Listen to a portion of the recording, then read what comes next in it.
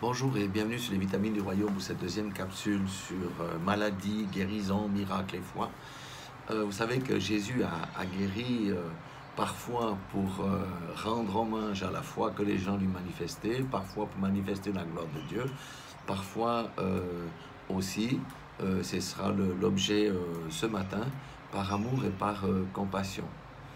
Les autres sujets seront adressés dans les prochaines vidéos. Donc l'amour et la compassion, et surtout la compassion, nous allons voir que c'est une composante qui permet souvent de guérir les malades ou de délivrer les captifs. Suivons l'histoire de Jésus, premièrement dans Matthieu chapitre 14, verset 14. Je donne le contexte. Jésus s'était retiré sur une barque était parti en barque pour aller se retirer. Mais la foule l'ayant vu a suivi le long de la côte, et quand Jésus est sorti de là-bas, il a vu cette foule.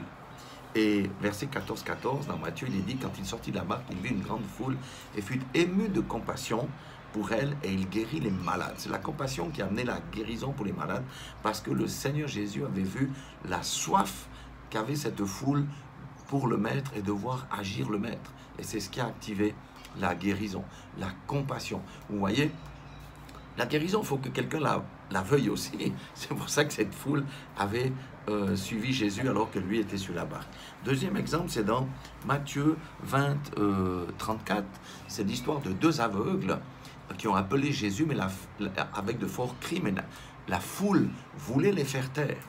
Et Matthieu 20, 34, il parle de Jésus, ému de compassion, Jésus toucha leurs yeux. Et aussitôt, ils recouvrèrent la vue et le suivirent. Amen. Là, vous voyez, c'est la foi et la persévérance. C'est la foi et la persévérance qui ont amené à toucher le cœur de Jésus. Ils n'ont pas écouté la foule.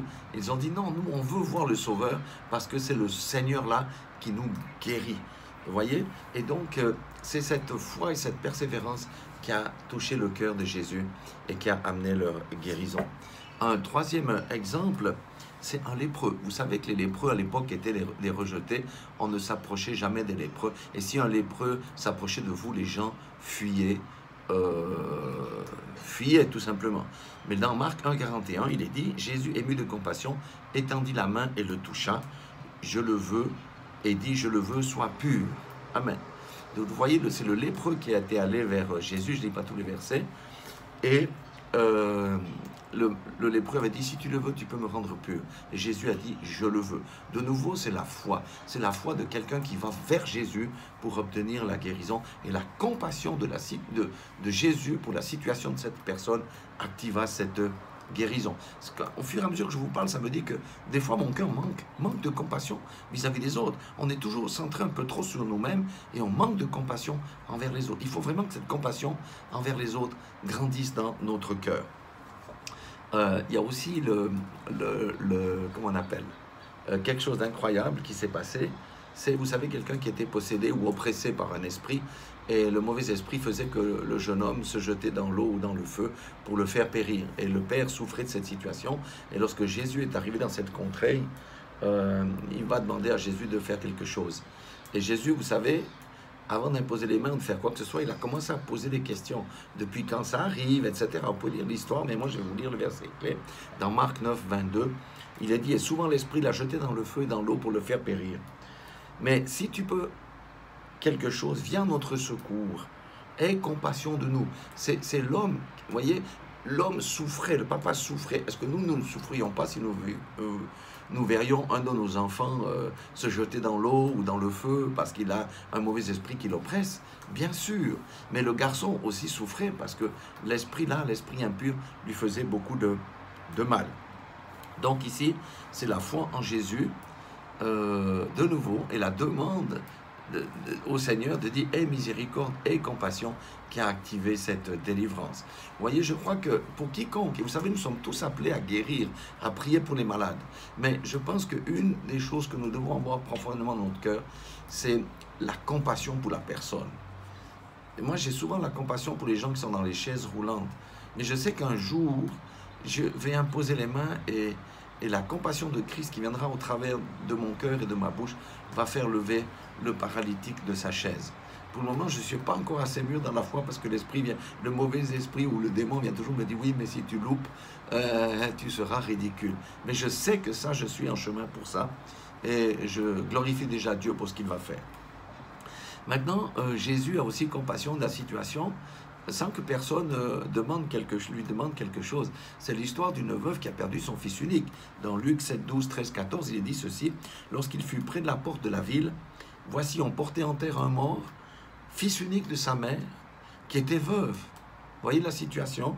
Et il y avait avec elle beaucoup de gens de la ville. Le Seigneur, l'ayant vue, fut ému de compassion pour elle et lui dit: ne pleure pas. Nous, on devrait être aussi dans cette configuration-là, parce que le Seigneur nous a transmis l'autorité. Amen. Mais pourquoi est-ce qu'on n'arrive pas à faire ces choses que Jésus faisait? Peut-être parce qu'on manque de compassion aussi. Il a dit: ne pleure pas. Vous voyez, Jésus s'est avancé, il a pris position. Il a dit: ne pleure pas. Et verset 14, il s'approcha et toucha le cercueil. Ceux qui le portaient s'arrêtèrent et il dit: jeune homme, je te le dis, lève-toi. Vous voyez, le cœur de compassion de Jésus a été touché par la situation de la personne et il a été sensible à la situation de cette maman qui était veuve et il a agi avec puissance. Voyez, ce que je voulais juste vous partager aujourd'hui, c'est pour vous dire que la compassion, nous en manquons très certainement. En tout cas, moi je dis j'en manque. Des fois j'ai la compassion, mais des fois pas. Vous savez que on n'est pas encore arrivé, on est en chemin. Et des fois on a plus l'attitude du jugement qu'autre chose. Que le jugement disparaisse de notre vie et que la compassion plutôt pour la personne et la situation de la personne nous pousse à agir de la part du Seigneur Jésus, afin que le Seigneur Jésus soit glorifié. Et oui, qu'il soit glorifié, et parce qu'il va se manifester, et que le Dieu Tout-Puissant aussi soit glorifié par de tels actes. Voilà ce que je voulais vous partager. Soyez tous bénis dans le nom puissant de Jésus-Christ. Et le Seigneur nous invite à développer la compassion dans notre cœur. Qu'il le fasse parce que c'est vraiment indispensable. Passez une journée bénie au nom de Jésus.